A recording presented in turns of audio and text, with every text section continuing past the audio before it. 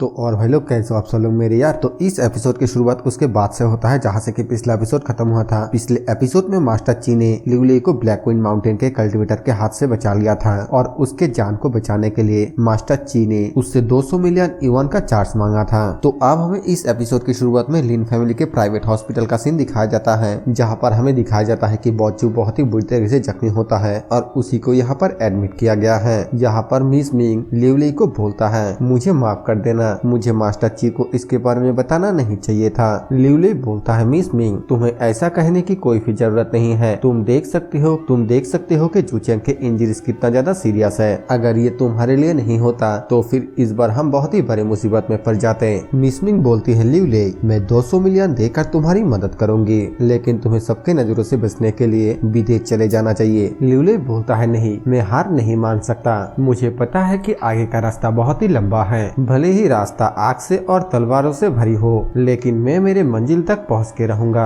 और तभी वहाँ पर मास्टर लिन चिल्लाते हुए आकर बोलता है, तलवारों से और आग से भरी हुई रास्ते में तुम चलने वाले हो, आखिरकार क्यूया के बारे में क्या? लिवली मास्टर लिन को देखकर बोलता है, अंकल लिन। मास्टर लिन आगे बोलता है, अगर क्यूया भी तुम्हारे साथ तुम्हारे पीछे गया तो फिर मेरा क्या होगा? मास्टर लिन की बातें सुनकर लिवली का पसीना सूखने लगता है, लेकिन मिस मिंग बोलती है, अंकल लिन, लिवली भी ये सब कुछ अपने फैमिली के लिए कर रहा है। लेकिन तभी मास्टर लिन मिस मिंग के ऊपर चिल्लाते हुए बोलता है, और तुम? लिवली ये पहले ही कह चुका है कि वो क्यूया को पसंद करता है, लेकिन तुम उसके बावजूद उसके पीछे पीछे घूमते हो। मिस मिंग आगे से कुछ भी नहीं बोल पाती है, लेकिन लिवली मास्टर लिन को रोकते हुए बोलता है, अंकल लिन, ये मेरी गलती है। जिस वक्त मैंने कहा कि मैं क्यूया को पसंद करता हूँ, उस वक्त सिचुएशन ही कुछ ऐसा था जिस वजह से मुझे और कोई भी रास्ता नहीं सूझा। आप तो ये अच्छी तरीके से जानते हैं कि लिव शिव किस तरह का लड़का है। मास्टर लिन गुस्से के साथ बोलता है, हालात से मजबूर, और फिर पीछे किसी को देखते हुए बोलता है, क्या तुमने सुना? उसके दिल में जो पर्सन है वो तुम बिल्कुल भी नहीं हो। हमें दिखाया जाता है कि वो क्यूया होती है और वो कोमा से बाहर आ चुकी है। वो लिवली के सामने आकर अपसेट होते हुए बोलती है, ब्रदर ले।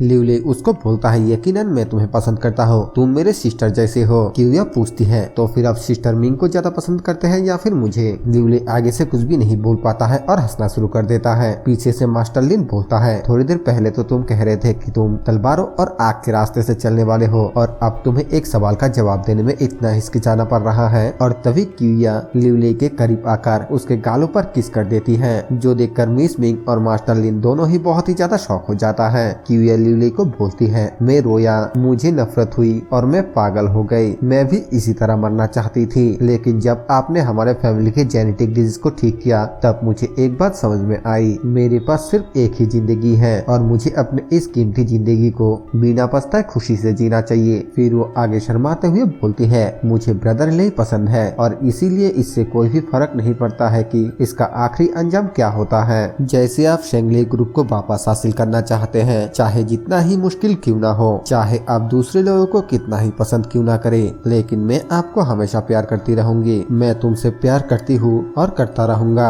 मास्टर लिन उसके बातें सुनने के बाद बोलता है कि वह आखिरकार तुम ऐसा क्यों कर रहे हो? कि वह अपने पापा को बोलती है, डैड, जब मेरा होश आया तब आपने बहुत देर तक मुझे हक किया और ब्रदर ले को शुक्रिया कहा। और फिर लिवली को बोलती है, मैं ब्रदर ले को सपोर्ट करने के लिए और ब्रदर ले के बदले को पूरा करने के लिए लिन फैमिली के ब्रांच के ओर से रिप्रेजेंट करूंगी। सिस्टर मिंग, मुझे माफ कर देना कि मैं भी उसी आदमी से प्यार करती हूँ जिसे आप करते हैं। और फिर वो बिल्कुल मिस मिंग के मुंह के करीब जाकर बोलती है, अब से हम दोनों अपनी अपनी एबिलिटी के ऊपर निर्भर करेंगे। मैं अपने दम पर ब्रदर ले को अपना बनाने के लिए पूरी कोशिश करूंगी। मिस मिंग बोलती है, ठीक है, तो फिर मैं भी इसमें बिल्कुल भी पीछे नहीं रहूंगी। दूसरी तरफ लिवली बहुत ही ज्यादा परेशान होते हुए बोलता है, हालांकि समय थोड़ा गलत है, लेकिन मेरे पास एक छोटी सी बात है जिसे मैं तुम दोनों को खोजने के लिए कहना चाहता हूँ। वो दोनों ही एक साथ बोलता है, क्या? इसके बाद हमें 2 दिन बाद का सीन दिखाया जाता है, जहाँ पर कि लिवली अपने सिस्टम को बोलता है, सिस्टम, मैं दूसरे दुनिया में जाना चाहता हूँ। तभी उसके सिस्टम में नोटिफिकेशन आता है, जहाँ पर कि बोलता है, क्योंकि होस्ट ने 10 मिलियन इवन का ट्रांजैक्शन कर चुका है, इसीलिए स्टोर को लेवल 3 पर प्रमोट किया गया है। इसी के साथ सिस्टम उसको बताता है कि होस्ट अब दूसरे दुनिया में 60 मिनट तक रह सकता है और अब दूसरे दुनिया में डेली ट्रांजैक्शन किया जा सकता है। साथ ही में एक मिस्टीरियस रिवॉर्ड भी मिल चुका है, जो कि है sole chain of store assistant. Lively अपने मन में सोचते हुए बोलता है, बहुत सारे अजीबोगरीब चीजें सामने आया है, फिलहाल के लिए मैं इन सबको इग्नोर करता हूँ, क्योंकि फिलहाल के लिए मेरे पास और भी इम्पोर्टेंट काम है। इसके बाद हमें लिवली के दूसरे दुनिया के स्टोर का सीन दिखाया जाता है, जहाँ पर कि मोटू लिवली को बोलता है इमॉर्टल, प्रिंसेस होंगशुई को घर पर बंद करके रखा गया है और फिलहाल के लिए वो अपने घर से बाहर नहीं निकल सकती हैं, इसीलिए उन्होंने मुझे इस चीज को स्पेशली आपके पास लाने के लिए कहा। लिवले बोलता है एल्डर वैंग को एक लेटर भेजो, मैं उस डंजन के अंदर जा रहा हूँ जहाँ पर कि थंडर बिस्ट को बंद करके रखा गया है।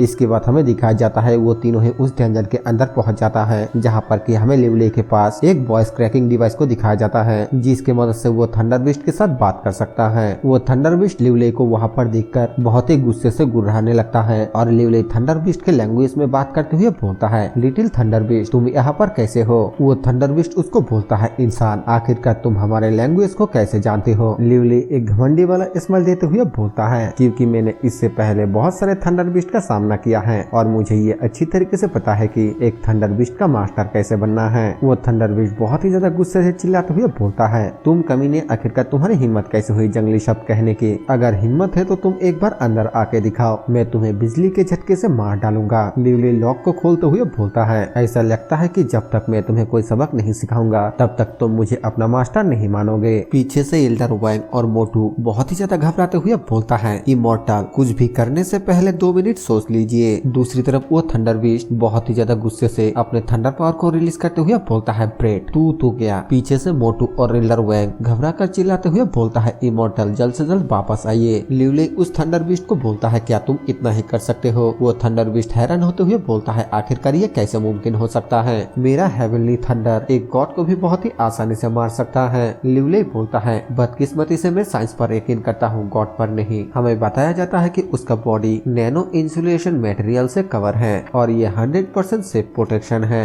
वो थंडर बिस्ट जोर जोर से हाँफते हुए बोलता है आखिरकार साइंस क्या चीज है, ये इतना ज्यादा टेरिफाइंग होने की मुझे बिल्कुल भी उम्मीद नहीं था। लिवले उस थंडर बिस्ट को बोलता है इस इमॉर्टल को अपना मास्टर मान लो, ये इमॉर्टल तुम्हारे पीछे जो भी है उसका पता लगा लेगा जिस क्लैन ने भी तुम्हें यहाँ पर भेजा है। थंडर बिस्ट बोलता है इसके बारे में सोचना भी मत, मेरा थंडर बिस्ट क्लैन किसी के आगे अपना सर नहीं झुकाता है। लिवले बोलता है मुझे पता है कि आखिरकार तुम्हारे दिमाग में क्या है, मैं कुछ बहुत ही खूबसूरत फीमेल थंडर बिस्ट से तुम्हें मिला सकता हूँ। इतना सुनते ही उस थंडर बिस्ट के आंखों में चमक आ जाता है और वो तुरंत ही अपना सर झुकाते हुए बोलता है मास्टर प्लीज बैठ जाइए, हम आराम से बैठकर बात करते हैं। इसके बाद यहाँ से सीन चेंज होता है और हमें इसी दुनिया के किसी एक रास्ते का सीन दिखाया जाता है जहाँ पर कि आसपास के लोग बोलता है क्या ये थंडर बिस्ट नहीं है, उस आदमी ने तो कुछ अजीब तरह के कपड़े पहना हुआ है। दूसरी तरफ वो थंडर बिस्ट लिवले से पूछता है मास्टर आखिरकार आप ये कैसे जानते हैं कि मैं एक पार्टनर ढूंढ रहा हूँ। लिवले बोलता है जब मैं अंदर आया तब क्या तुम लड़की के लिए चिल्ला नहीं रहे थे। हमें दिखाया जाता है कि जब लिवले उस जेल के अंदर आ रहा था तब वो थंडर बिस्ट बोल रहा था मैं मरना नहीं चाहता हूँ, मैं अपने लिए एक ब्यूटीफुल लड़की खोजना चाहता हूँ। इसके बाद हमें एल्डर वैंग को दिखाया जाता है जो कि बोलता है ये इमॉर्टल सच में बहुत ही ज्यादा अमेजिंग है।